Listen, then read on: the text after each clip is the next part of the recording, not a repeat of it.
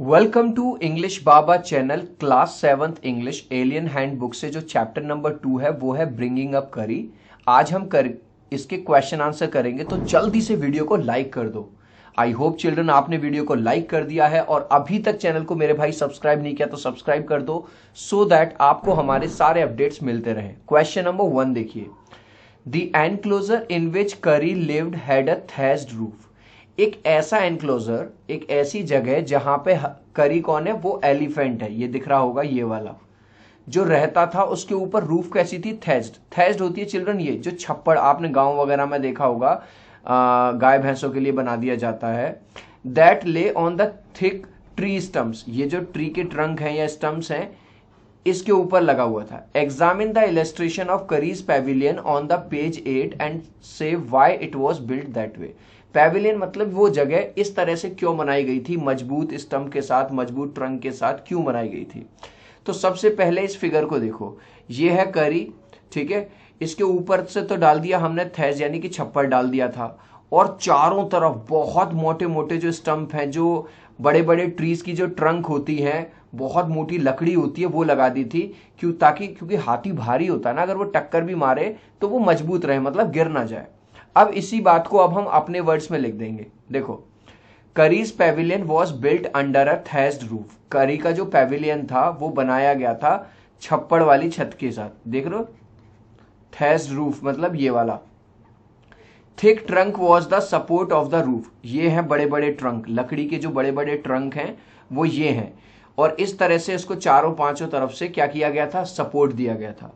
The support was necessary to save the roof from falling down. अब भाई support देना तो जरूरी है ना, नहीं तो रूफ क्या होगी, ये जो थैज्ड रूफ है ये गिर जाएगी, प्लस ये टक्कर वगैरह मारेगा तो उससे भी ये बची रहेगी। तो इस तरह से आप किसी भी क्वेश्चन को अपने वर्ड्स में लिख सकते हो। नेक्स्ट क्वेश्चन देखिए, डिड करी enjoy his morning bath on the river. क्या करी को जो सुबह सुबह नहाने को मिलता था नदी में, क्या उसको मजा आता था। Give reason for your answer, और रीजन देने हमें अपने आंसर। तो सबसे पहले यार इस फिगर को देखो भाई, कौन सा हाथी ऐसा होगा जिसको नहाने में मजा नहीं आएगा। तो करी को भी जो नहाने में बहुत ज्यादा मजा आता था, प्लस इसका जो मालिक था, जो नरेटर है, वो नहलाते वक्त इसको रगड़ता था और इसको मतलब बहुत मजा आता था और फिर इसको पानी से धो देता था। तो अब हम इसी बात को अपने वर्ड्स में लिख देंगे। यस, सबसे पहले इसने पूछा क्या वो एंजॉय करता था। यस, करी enjoyed his morning bath on the river, वो रिवर में बहुत ज्यादा एंजॉय करता था उसकी मॉर्निंग बाथ को। अब रीजन भी देना है हमें। The narrator rubbed his body, रब का मतलब है उसको रगड़ता था, है ना, घिसता था, जैसे ये यहाँ पे ये कर रहा है, उसकी बॉडी को क्या करता था, रब करता था, and then washed him with water, और फिर उसको पानी से साफ कर देता था। He used to make sound joyfully, यहाँ पे ही किसके लिए यूज हुआ है, करी के लिए, इस एलिफेंट के लिए। और जब नरेटर ऐसा करता था, उसको नहलाता था, उसको रगड़ता था, तो वो बहुत ज्यादा खुश होके साउंड्स क्रिएट करता था, आवाज निकालता था, जॉयफुली मतलब खुशी के साथ। Next question, finding good twigs for करी टुक अ लॉन्ग टाइम, व्हाई। अब ट्विग क्या होता है, ट्विग होता है ये भाई, जो हाथी होता है वो इस तरह से जो नई नई ट्विग्स होती हैं प्लांट्स की, ट्रीज की, जो हल्की हल्की कोमल होती हैं, सॉफ्ट होती हैं, उनको खाना बहुत पसंद होता है। और ट्विग की, इसकी करी की एक आदत थी, अगर तुम उसको उल्टी सीधी ट्विग दे दोगे, हार्ड ट्विग दे दोगे, खराब दे दोगे, तो वो खाता नहीं था। तो जो नरेटर है, यहाँ पे ये वाला फिगर देखिए, वो बहुत ज्यादा टाइम लगाता था, जंगल में घूमता था, एक पेड़ से दूसरे पेड़ पर चढ़ता था, और इस तरह की ट्विग्स जो करी बहुत शौक से खाता था वो कलेक्ट करता था, लेकिन इस सब में बहुत ज्यादा टाइम लगता था। इसी बात को अब हम अपने वर्ड्स में कैसे लिखेंगे।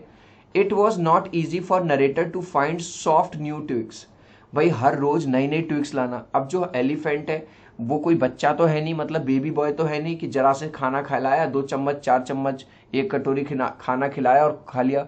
भाई उसको तो खूब सारा खाना खाना है, वो एलिफेंट है, बहुत बड़ा है साइज में।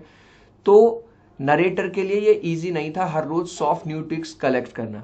ही had to climb all kind of tree, देख रहे हो यहाँ पे इस फिगर में, देखो नरेटर को अलग अलग तरह के पेड़ों पर चढ़ना पड़ता था, ठीक है, ट्विग्स लाने के लिए। If the twigs were deformed, अगर कोई ट्विग खराब होती थी, डिफॉर्म होती थी, करी रिफ्यूज टू ईट इट, तो करी उसको खाता भी नहीं था।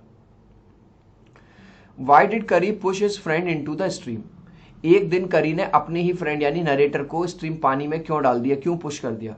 एक्चुअली जो करी था, करी ने एक दिन देखा कि एक बच्चा पानी में डूब रहा है। अब उसको बचाने के लिए उसने क्या सोचा कि यार मैं अकेला तो बचा नहीं पाऊंगा, तो वो नरेटर को क्या धकेल देता है ताकि नरेटर की जो नजर है उस बच्चे पे पड़ जाए, और इस तरह से जो करी था, जो हाथी था, वो दोनों को ही बचा लेता है। तो हमको ये भी पता चलता है कि जो करी है वो एलिफेंट जो है वो बहुत इंटेलिजेंट था। अब इसका आंसर देखेंगे। करी पुश्ड हिज फ्रेंड, पुश्ड का हिज फ्रेंड मतलब नरेटर, इनटू द स्ट्रीम, उसने उसको पानी में इसलिए पुश किया था because a boy was drowning in the water, क्योंकि पानी के अंदर एक छोटा बच्चा डूब रहा था उसको बचाने के लिए। Kari was like a baby, what are the main points of comparison, जैसे घर में छोटे बच्चे होते हैं ना, उसी तरह से करी था। तो कुछ पॉइंट्स बताओ। Number 1, Kari had to be taught just like human babies, जैसे ह्यूमन बेबीज को सिखाया जाता है कि उठ जाओ, बैठ जाओ, खड़े हो जाओ, चलो, वैसे ही करी को सिखाया गया। Kari also played some mischief, mischief का मतलब होता है शरारत करता था, कभी बनानास चुराता था, है ना। ही यूज टू स्टील फ्रूट्स, और क्या फ्रूट्स भी वो चुराता था। नेक्स्ट, करी helped himself to all the bananas in the house without anyone noticing it. How did he do that? अब एक बार क्या हुआ, इनके घर में कुछ जो फ्रूट्स थे वो गायब होने लगे, स्पेशली बनाना। तो करी को क्या थे, बनानास बहुत पसंद थे। तो डाइनिंग रूम में जो वो रखे रहते थे, डाइनिंग हॉल के ऊपर जो फ्रूट्स, तो यहां इस फिगर को थोड़ा ध्यान से देखो। तो करी क्या करता था, खिड़की से अपनी ट्रंक यानी कि अपनी सूंड को निकालता लाता था, और जो केले रखे रहते थे उनको चुरा के बाहर। एक दिन भाई साहब इसने देखा, अरे ये खा रहा है भाई साहब चुरा चुरा के। ठीक है, चलो इसी बात को अपने वर्ड्स में लिख दो। करी वॉज वेरी नॉटी, बहुत शरारती था। He started taking away the bananas from the dining table, उसने डाइनिंग टेबल से बनानास उठाना या चुराना शुरू कर दिया। With the help of his trunk through the window, तो विंडो में से वो अपनी ट्रंक सूंड निकाल लेता था और इस तरह से वो चुरा लेता था। Curry learned the commands to sit and to walk. What were the instructions for each command? करी ने उठने की कमांड क्या थी करी के, और बैठने की कमांड क्या थी। चिल्ड्रन, अगर आपके घर में कोई पेट एनिमल है, डॉग है, कैट है, तो आपने देखा होगा आप भी उसको कमांड देते हो, सिट, है ना, स्टैंड अप, कुछ इस तरह की, जैसे यहां पे इसमें दिख रहा है। तो ऐसी ही करी को दी गई थी कि भाई बैठ जाओ, खड़े हो जाओ। तो वो कमांड क्या थी, देखो। The word dhat, DHAT was the command to sit down, तो बैठने की कमांड क्या थी, DHAT धत। द वर्ड माली या mali was the command to walk, और उठने की जो कमांड थी वो थी माली। Next, what is the master call, why is the most important call for an elephant to learn. Master call क्या है, और ये किसी भी एलिफेंट के लिए सबसे इंपॉर्टेंट सिग्नल क्यों होता है। किसी भी एलिफेंट का जो मालिक होता है चिल्ड्रन, तो वो एक अलग तरह की हिसिंग साउंड निकालता है। इसका मतलब ये है कि अगर ये जो मालिक है, अगर इसको कोई खतरा होगा, इसको कोई परेशानी होगी, उस केस में ये वाला सिग्नल देगा, ये वाली आवाज निकालेगी। और उस केस में इसका जो हाथी होगा, चाहे वो पूरे जंगल में कहीं भी क्यों ना हो, वो उसको डिटेक्ट कर लेगा उस आवाज को, और भागा भागा दौड़ा दौड़ा अपने मालिक के पास आएगा, या मालिक की हेल्प करने के लिए वो आएगा। इसीलिए ये कॉल बहुत इंपॉर्टेंट है। तो आंसर देखिए, the master call refers to a strange hissing sound. Hissing sound कौन करते हैं, स्नेक्स। एक हिसिंग साउंड की तरह होती है। अब देखो ये वाली लाइन मैंने अंडरलाइन कर दी है, क्यों, क्योंकि पूरा पूरा मैंने क्वेश्चन से ही उठाया है। It is considered as the most important signal for an elephant. ये किसी भी एलिफेंट के लिए सबसे ज्यादा इंपॉर्टेंट कॉल होती है, ठीक है, लर्न करना। Because when ever elephants master was in trouble, जब भी मास्टर, ट्रबल मतलब परेशानी में होगा, he would give a master call and the elephant would come to his master to help him. तो ऐसी केस में जो मास्टर होगा वो अपने हाथियों को बुलाएगा, मास्टर कॉल देगा, और एलिफेंट तुरंत भागा भागा उसकी तरफ आएगा, चाहे वो कहीं पे भी हो, अपने मालिक की हेल्प करने। चिल्ड्रन, इस लास्ट क्वेश्चन का आंसर आप मुझे दोगे कमेंट सेक्शन में, देखता हूं कितने बच्चे राइट आंसर देते हैं। विच फ्रूट करी यूज टू स्टील, कौन सा फ्रूट वो चुराता था, ए एप्पल, बी बनाना, सी पपाया, या डी ग्रेप्स। तो इस क्वेश्चन का आंसर आप मुझे देंगे कमेंट सेक्शन में, मैं देखूंगा कितने बच्चे राइट आंसर देते हैं। आप अपने आंसर में चाहो तो ए, बी, सी या डी भी लिख सकते हो। सो आई होप चिल्ड्रन वीडियो आपको बहुत अच्छा लगा होगा। प्लीज वीडियो को लाइक कर देना, चैनल को सब्सक्राइब कर देना। अब हम मिलते हैं अगले वीडियो में, बाय बाय।